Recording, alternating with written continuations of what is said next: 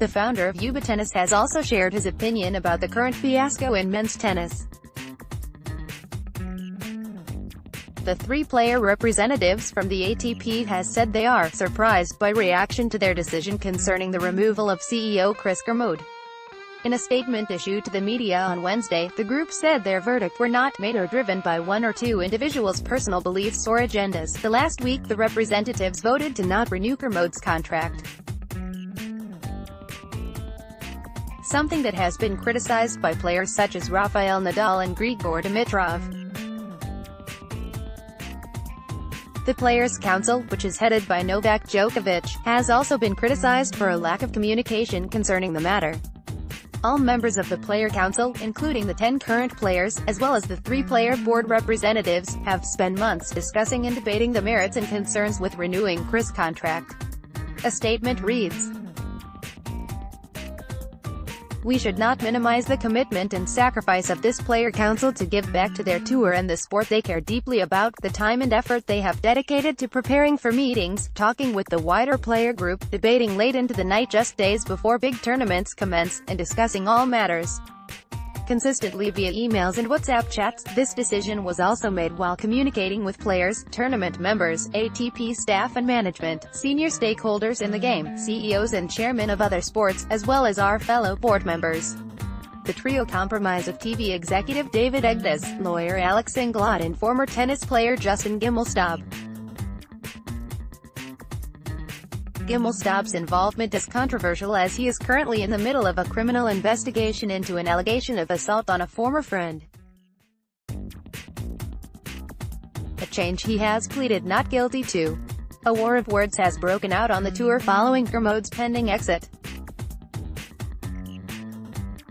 World number 1 Djokovic has been at the center of the attacks, with some labeling him as the driving force behind the change, although the Serbian has opted to remain neutral on the matter, dodging a direct yes or no answer on Kermode's future when questioned by the media, before later calling for a change to the structure of the ATP. "The structure is such that I personally feel a bit flawed," he said. "You have to put always the role of the president as a tiebreaker in many voting circumstances. You have 3 votes of the player board representatives, 3 votes of the tournament. In most of the cases, there's a conflict of interest. It's a difficult position to be in as a president because you have to at times choose between the two. So I feel that's something we as a group have to address." The Djokovic lead council had previously voted on Kermode's removal. However, the results of that vote have been kept secret following an agreement between the members. It is understood that there was a split in opinion of the council, who acts as an advisory to the board members. There is now speculation that the likes of Nadal or Federer may enter into the world of tennis politics, something that was also confirmed in the Wednesday statement. It is worth adding at this point that we have heard in recent days that some of our greatest icons are interested in re-entering the political conversations and helping us and the council guide the next phase of this sport's growth. The player representatives reveled. "It shouldn't have been this difficult." Ubitennis founder Ubaldo Scanagata is more than familiar with the world of tennis politics. The veteran journalist has reported from 151 Grand Slam tournaments over the past 4 decades, witnessing the creation of the ATP during the 1970s and following its development ever since. In the wake of the latest statement, Scanagata has issued his personal opinion on the situation. "It is clear that the board was annoyed by what the icons, Federer, Nadal, Hewitt, said in favor of Kermode. Especially when they said that they have not been consulted. Board, through Djokovic mainly, was always saying that they were always available to listen to others, but as a matter of fact the board never bothered to meet them. Perhaps, in the case of Federer, they presumed or thought he had other priorities or potential conflicts of interest such as the Laver Cup. But who doesn't have conflicts of interests? Due to the important role, past and present, of icons like Federer and Nadal has had on the tennis image and popularity in the last 15 years, it shouldn't have been so difficult at least to try to meet them and share opinions, knowing that it is the board that must have the final word. David Egdas, who is one of the three-player representatives, said, "We have heard in recent days some of our greatest icons are interested in re-entering the political conversations and helping us and the council." He is somehow underlining the fact that the icons didn't seem to care before coming out with their public declarations. Nobody can claim, in my opinion, a total innocence. It wasn't so difficult to find the way to meet and talk, unless the board thought, which is what I personally think, that the talk with the icons would have complicated the process of the decisions they had on their mind and they didn't want to change. Politics is always politics. Full transparency is never in action. It wasn't all doom and gloom for the Serbian at the Californian Masters event on Tuesday. Novak Djokovic and Fabio Fognini, photo by Chrysaline Caio, copyright at Sportvision. Novak Djokovic didn't have much time to dwell on his shock exit from the BNP Paribas Open. In fact, he had less than 2 hours to cool down, recover and return back to the court. On Tuesday, the world number 1 slumped to a shock 6-3, 6-4, loss to world number 39 Philip Kohlschreiber, the lowest-ranked player to have got the better of him since Marco Cecchinato at the 2018 French Open.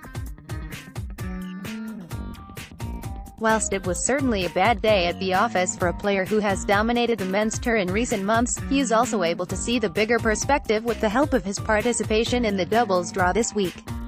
"I had to get over it in an hour, because I played doubles," said Djokovic. "I must admit I was thinking about it, the loss. When I hit a good return, I was wondering why this didn't happen in singles. But it is, I guess, part of the world that we are, the world of tennis. It's part of our world, and we just have to bounce back very quickly." Djokovic has teamed up with Fabio Fognini this week. He has a very modest record in the doubles in his career with prize money earnings of just under $350,000. A stark contrast to his singles tally of more than $110 million. Djokovic and Fognini have progressed to the semifinals after defeating two-time Grand Slam champions Horia Tecau and Jean-Julien Royer on Tuesday evening. "I love playing doubles. I don't play often. I play a few times a year. So these are the rare occasions where I could potentially do well," said Djokovic. "It's obviously very different from singles. Playing doubles, everything happens really quickly. Not easy mentally to kind of refresh your mindset and concentration and get the right intensity on the court so quickly after a disappointing loss in singles. I'm happy that we managed to pull that one through. We beat very experienced doubles," he added. For Djokovic specifically, the run with Fognini also serves as an opportunity for him to get redemption in the Californian desert. "It's good for me that I'm participating in doubles here, because I get a chance to rectify the wrongs, if you want, but I don't think it's going to sit with me too long. I don't feel how this can, disturb me on the long run. I know what I'm capable of. I know the quality of my tennis." Indian Wells is one of the few tournaments on the men's tour with the star players play in both draws. Besides Djokovic, Alexander Zverev, Stan Wawrinka, Stefanos Tsitsipas and Dominic Thiem have also done the double. Whilst admitting that it is hard to force the top players on the men's tour to play in doubles, Djokovic believes the discipline is getting recognized more than in the past. However, there remain big differences. The doubles champion in Indian Wells this year will win $439,350. A $901,510 decrease on what the singles champion will walk away with. Despite the differences in prize money, the ranking points are the same. I think doubles, in general in the last 6-7 years, have gotten to a higher level of recognition," the world number 1 stated.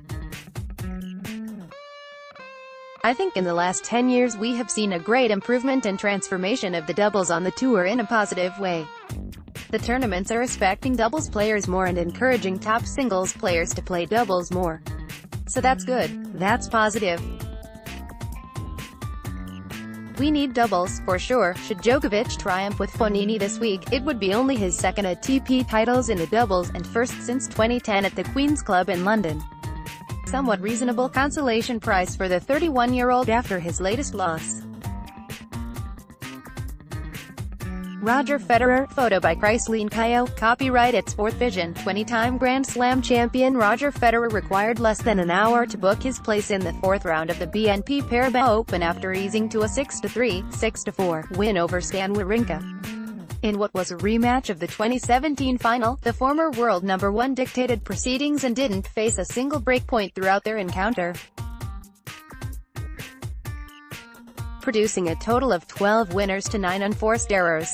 Federer broke Wawrinka once in each set to book a place in the last 16 of the tournament for the 13th time in his career. I think I felt good from the beginning. The breeze picked up a little bit for the evening, I thought, but I didn't feel like it had that much of a play in it, Federer said afterwards. I think for me the plan worked. I was able to mix up my game, cover my serve, be dangerous on the return. Maybe take some rhythm away from Stan, like I always try to do, but you can't always make it work. Tonight it worked well, so I think it was a good match for me. He added. Despite the seemingly one-sided encounter in the desert, Federer believes his rival is on the right road back to the top of the sport.